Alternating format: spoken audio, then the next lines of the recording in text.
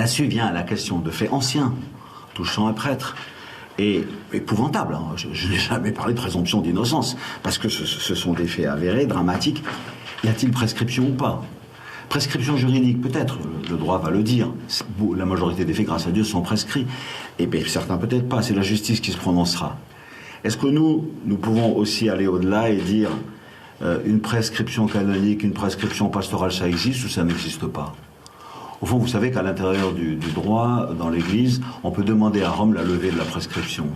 Parce que faire la vérité, donner une condamnation canonique, en fait, le jugement apporte de la paix, quoi. Voilà. Donc un jugement qui est rendu avec une condamnation qui est donnée, si elle est justifiée, bien sûr, je trouve que ça apporte de la paix.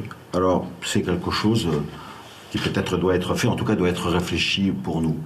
Le cardinal Barbarin, vous venez de dire, je vous cite, « La majorité des faits, grâce à Dieu, sont prescrits ». Est-ce que vous vous rendez compte de la violence de ce que vous dites? Oui, je vous remercie. Je vous remercie. C'est-à-dire que, du point de vue juridique, voilà, du point de vue juridique, la majorité des faits sont prescrits. Et si la justice dit qu'ils ne sont pas prescrits, eh ben, il faut que ce prêtre soit condamné. Oui, non, non. Grâce à Dieu, ça veut dire heureusement. Oui, non, mais je comprends, c'est vraiment une erreur de mon langage, je le reconnais volontiers. Et d'ailleurs, ils le savent, quand j'ai reçu les victimes, et ils savent, par exemple, quand j'ai reçu cette victime et que je lui ai demandé de m'envoyer son texte, c'est vrai que j'étais horrifié. Et donc ça, la première chose que j'ai faite, même pour des faits très anciens, et prescrits d'ailleurs, ceux-là, je les ai envoyés à Rome.